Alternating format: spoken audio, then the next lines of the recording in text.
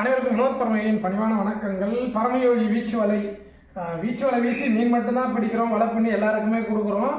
என்னதான் மீன் பிடிச்சாலும் நம்ம மீன் வறுத்து சாப்பிட்டாலும் சமைச்சு சாப்பிட்டாலும் நம்ம வந்து மீன் மீது பற்று இல்லைன்னா சொல்ல முடியாது.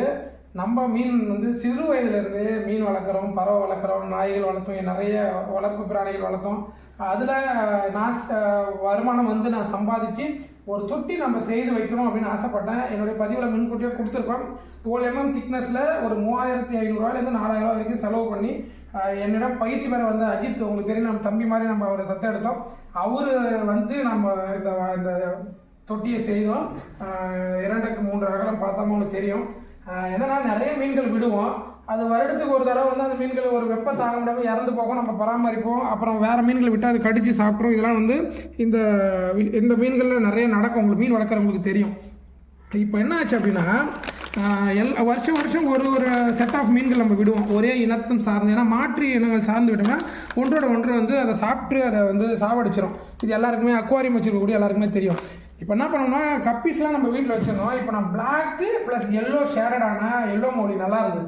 என்னோட மனைவி என்ன சொன்னப்போ, இந்த மீன் ரொம்ப அழகாக இருக்குது மாஸ்டர், நீங்கள் இதேமாரி வாங்கிட்டு வாங்கினாங்க. நம்ம ஒரு 10-20 மீன் வாங்கிட்டு வந்தோம். இதுக்கு வாங்கிட்டு வந்தோம்னா என்ன ஆச்சுன்னா, அது குட்டி போட ஆரம்பிச்சிது. இந்த குட்டியை வந்து சின்ன சின்னதாக கருப்பாக மேயும் போது குழந்தைலாம் என்ன சொல்லிட்டா, இதை தனியாக பிடிச்சி விடணும் அப்படின்னு, எல்லாம் சாப்பிட்றோம் அப்படின்னு சொன்னாங்க. அது மாதிரி நான் மீன் விற்கக்கூடியவர்கிட்ட போய் கேட்டேன், அதை நீங்கள் தனியாக எடுத்து குவாரண்டைன் பண்ணிங்கன்னா நம்ம வந்து மீனை பாதுகாத்துடலாம் அப்படின்னு சொன்னாப்புல. இங்கே பாருங்கள், நீங்கள் நம்ப மாட்டீங்க, நான் ஒரு 2-3 குட்டிகளை விட்டுட்டேன், வந்து பார்த்தா காணாமல் போயிடுது. அதுக்கப்புறம் நாங்கள் பிடிச்சோம், நான் என் மனைவி என் குழந்தைங்களாம் சேர்ந்து பிடிச்சி. இங்கே பாருங்கள் எவ்வளோ அழகாக இருக்குது பாருங்கள். எல்லாம் ஓரளவுக்கு வளர்ந்துடுச்சு. இது வந்து நான் கேப்டேன், இன்னும் ஒரு 3 மாதத்தில் 2 மாதத்தில் பெருசாக ஆகிடும். நாங்கள் இதை பெருசாக ஆகிடுச்சுன்னா நாங்கள் எடுத்து இதே தொட்டியில் விடும்போது நான் உங்களுக்கு ஒரு பதிவு போடுறேன், எப்படி இருக்குன்னு பாருங்கள். எல்லா மீன் பிடிப்பவர் எல்லாருமே மீன் மீது பற்று வைப்பாங்க, எல்லாருமே வளர்ப்பாங்க. அதுக்காக மீனுடைய மேலே அன்பு இருக்காதுலாம் யாரும் நினைக்காதீங்க. சில பொருட்கள் மனிதனுடைய வாழ்வாதாரத்துக்கு எது தேவையோ அதை மனிதன் எடுத்துக்கூடிய சூழல் தான். ஏன்னா நம்ம சிறு வயதில் நமக்கு முன்னாடி நம்மளோட மூதாதைகள் பிறப்பு வந்து ஒரு பொருளை வேட்டையாடியோ ஒரு உணவை வந்து நீர்நிலையிலேருந்து பிடிச்சி சாப்பிட்டு தான் வாழ்ந்தாங்க. இன்றைக்கி நிறைய டெக்னாலஜி, நிறைய தகவல் அமைப்புகள்லாம் மாறும்பொழுது, மனிதனுடைய மனநிலை மாறும்பொழுது, நிறைய கல்வியறி வரும்பொழுது நிறைய மாற்றங்களை கொண்டு வந்தால், இருப்பினும் இந்த கலாச்சாரங்கள், இந்த சூழலாம் மாறாது. ஒரு மனநிலையை பொறுத்து தான். மீன் பார்த்தா உங்களுக்கு அழகாக தெரியும்னு நினைக்கிறேன். நிறைய லைட் செட்டப்லாம் பண்ணிட்டேன். நிறைய பேர் உள்ளே லைட் வைக்கிறது, அந்த மீன் தொட்டி லைட்லாம் வச்சு பார்த்தேன். எனக்கு அதில் ஒரு தோது இல்லை.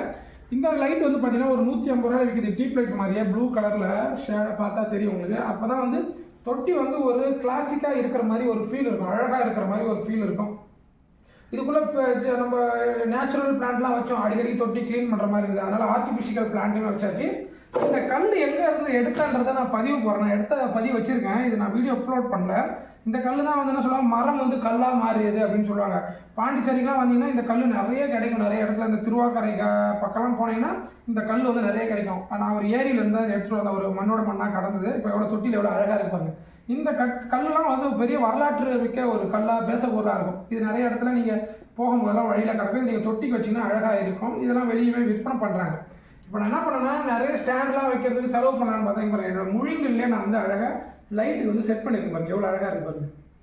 லைட்டுக்கு செட் பண்ணிட்டேன். இதே போல் இந்த மாதிரி நீங்களும் செட் பண்ணிக்கலாம், ஒன்றும் பிரச்சனை இல்லை. நம்ம வந்து டாப் ஃபில்டர் தான்.